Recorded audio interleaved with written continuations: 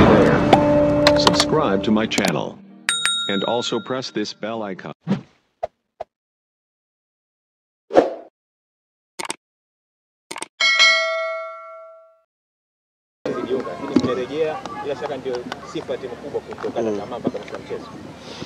Ya, kwanza tunashukuru na asante kwa pongezi zako, lakini pia tunamshukuru Mwenyezi Mungu kwa mchezo mzuri na kupata matokeo mazuri. Moja katika jambo ambalo nimemshukuru sana Mwenyezi Mungu, leo tunakwenda kwenye mechi ya kimataifa CAF Champions League tarehe 22. Tumecheza mechi ya mwisho ya ligi leo na hatujapata majeruhi yoyote. Yaani moyo wangu ulikuwa unandunda kwa sababu tumekuwa na hiyo trending kwenda kwenye mechi muhimu ya kimataifa, alafu tunatengeneza majeraha kwenye mchezo wetu wa mwisho wa ligi kwenda kwenye mchezo wa kimataifa. Kwa hiyo leo imeisha salama. Daktari ameniambia hakuna majeruhi yoyote ambayo yanaweza kusababisha mchezaji kukosekana kwenye mchezo wa FAR Rabat. Kwa hiyo nimemshukuru sana Mwenyezi Mungu kwa hilo. Lakini la pili ni wapongeze benchi la ufundi, wachezaji wetu kwa matokeo mazuri ya leo, na ni matokeo ambayo yametupeleka sasa juu ya kilele cha msimamo wa ligi kuu ya NBC. Kwa hiyo maana ya kutushusha pale juu sasa hivi ni lazima uwe umejiandaa vizuri, uwe na ubavu. Kwa hiyo ukitaka kuona Yanga yupo juu, una uwezo wa kumteremsha, unapita mbele. Tumekaa kwenye nafasi ambayo tunastahili na tunaamini ni mwanga sasa wa kwenda kupambana kwenye mechi zinazofuatia. Kipindi cha kwanza ni kweli hatukucheza vizuri sana. Na hatukucheza vizuri sio kwa sababu tulikuwa na uzembe. Hatukucheza vizuri kwa sababu KMC pia na wao walicheza vizuri first half. Walijaribu kucheza vizuri sana kwenye kujilinda hapa nyuma. Nafasi ya kwanza ambayo tulipata kupitisha mpira wetu kwa Pacome kwenda kwa Maxi tukafunga. Lakini ukiangalia dakika nyingine zote walikuwa watu force twende pembeni tupige cross. Tulikuwa hatupati nafasi ya kupita katikati, kupita vile ambavyo Yanga tumezoea kupita. Na wakawa na usharp, baada ya si kufunga goli ni kama tuka switch off kidogo, wakawa na usharp, tukafanya mistake hapa, wakapata foul. Faida nafikiri ya jua, Diara akacheza ule mpira kile alicheza katika eneo ambalo Saliboko alikuwa yuko active na akafunga goli zuri. Kwa hiyo tulipokwenda vyumbani, sijua mwalimu alizungumza nini, lakini naamini alikwenda kuwakumbusha umuhimu wa dakika 45 za kipindi cha pili kuja kucheza kwa umakini. Pressure ni kubwa sana, watu wanahitaji matokeo, players wanacheza kwa pressure kubwa. Baada ya goli la pili kila kitu kilifunguka. Nafikiri uliona nafasi nyingi, magoli tumefunga mawili mengine tena. Players wakaanza kucheza bila pressure. Na hii inairudia kila siku. Kinachotuumiza hapa sasa hivi ni pressure tu.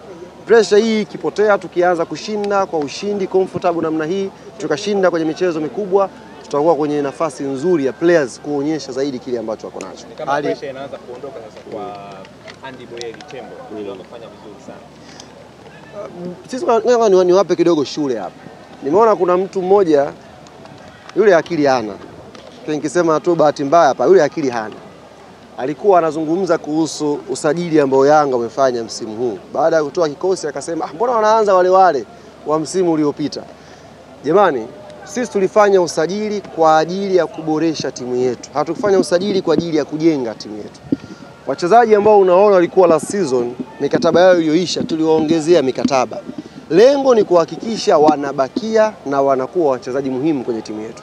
Tungekuwa tuna ulimbukeni tu wa wachezaji wapya, maana yake tungemwacha Maxi asingeongezewa mkataba, tungemwacha Duke Abuya asingeongezewa mkataba, tungemwacha Mudathir asingeongezewa mkataba, tungemwacha Pacome asingeongezewa mkataba.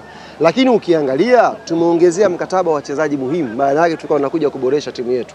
Hatukumsajili sisi Boyeli ili aje aanze mbele ya Prince Dube. Tulikuwa tunaamini tuna striker wetu namba 1, Boyeli aje kuongeza changamoto kwa striker anayeanza. Hivyo hivyo kwenye nafasi nyingine. Nafasi pekee ambayo mtu yupo anaanza comfortable kwenye timu yetu sasa hivi ni namba 10 ambayo anaanza Mohamed Dumbia. Kwa nini? Kwa sababu namba 10 wetu wawili wote wameondoka. Ameondoka Azizi, ameondoka Chama. Kwa hiyo Dumbia ndio namba 10 mpya, ndio maana anaanza. Hata Mzizi angekuwa fit, maana yake hata Chikola angekuwa anakaa mbao. Sio, unaelewa? Kwa hiyo sisi hatukwenda kujenga timu, tulikwenda kuboresha timu.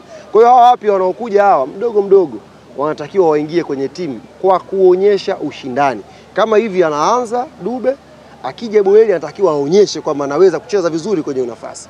Hivyo hivyo akija kucheza Musa Balakonte, akija kucheza Lassine Kouma, wanatakiwa waonyeshe kwenye nafasi hiyo mimi mpya naweza kuofa kitu kikubwa. Na hapo ndio timu bora inapatikana. Sio tu kama unasajili mtu kwa sababu ni mpya unamuingiza kwenye kikosi. Kwa hiyo hata Boyeli anatokea bench kwa sababu anatakiwa alete changamoto kwa anayeanza.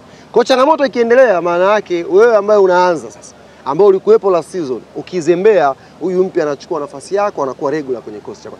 Sasa hii ni shule ambayo nilitakiwa niwaite, niwaeke chini, mlipie, niwape. Lakini bahati nzuri tu leo nina mudi nzuri, nimewagea hii faida ndugu zangu. Nataka nielezee tukio moja wakati wa penalti. Pacome alienda kuchukua mpira akampelekea Boyeli. Alafu baada ya kufunga goli, Pacome alikuwa akakimbia moja kwa moja kwenda mimi nilikaa zangu pale, Suli, nilikaa pale. Boyeli kasababisha penalty, Pacome kamwambia Shea lete mpira. Tunaongoza 2-1 Lile goli lilikuwa ni la 3 na uwa mechi. Pacome kaomba mpira, nikasema hiyo kamba hiyo. Ghafla Boyeli akamfuata Pacome, lete mali. Akasema Boyeli, mbona ujipendi? Hivi funga macho, Boyeli angeka nje ile. Saa hizi. Lakini ameonyesha confidence ya striker. Ameonyesha namna unavyotakiwa ujiamini kama mshambuliaji. Alikuwa anahitaji goli moja kupata hiyo confidence. Mshambuliaji mwingine line hivi, huwezi kuomba ule mpira. Kaushika Pacome ujue. Kaenda kuomba yeye, niachie huo mpira, mimi niweke kambani. Amechukua mpira, kapiga penalty nzuri, confidence imekuja, katengeneza nafasi nyingine, kafunga goli. Kwa hiyo ni mshambuliaji ambaye tunamsifu kwa kujiamini na kuonyesha kwamba hayuko Yanga kwa bahati mbaya, anahitaji kupambana kuingia kwenye kikosi cha kwanza. Twende bana, ngoja wape ofa kidogo, wape ofa kidogo. Dakika 3. Nimeona wana Yanga wamefurahi kweli na wameupa jina uwanja wa New Amaan Complex kwamba ile ni Guantanamo Bay. Guantanamo Bay, yes. Wanapokuja wanakuja kwenye gereza liko mbali kabisa. Kule New Amaan Complex kule patafanyika mabalaa makubwa sana ndugu zanguni. Patafanyika mabalaa makubwa sana. Tulichokifanya sisi tumefikiria mbali. Ndio maana tumekwenda New Amaan Complex. Na umekuita vizuri ndugu yangu. Kule ni eneo la mateso na mtakwenda kushuhudia. Wala msiwe na haraka. Tarehe 22 dhidi ya FAR Rabat. Tukio ambalo linafuata sasa hivi hapa, tunakwenda kuzindua jezi zetu za kimataifa. Na tutakwenda kuzindua jezi hizi siku ya Jumatano kama sikosei. Jumatano kwa mujibu wa ratiba ambayo imepangwa. Tutakwenda kulaunch jezi zetu za kimataifa ambazo tutachezea mchezo wa kwanza wa FAR Rabat. Niwaambie mashabiki na wapenzi na wanachama wa klabu yetu ya Young Africans. Haya leo ya ligi yameisha hapa. Tuna kibarua kizito kweli tarehe 22.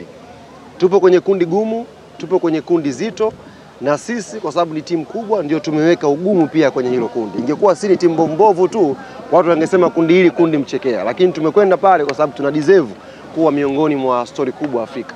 Sasa hii tufanye vizuri. Kwani kuna timu inacheza mpira? Timu gani? Madogo wana test taa. Hata kutest taa. Tumalizia umeme hao. Kwa hiyo tuendeni tukajiandae vizuri kwa ajili. Sawa kocha. Wanafanya zote? Basi twendeni bwana. Sasa kaka zao wamepigwa 4 hawa. Sawa.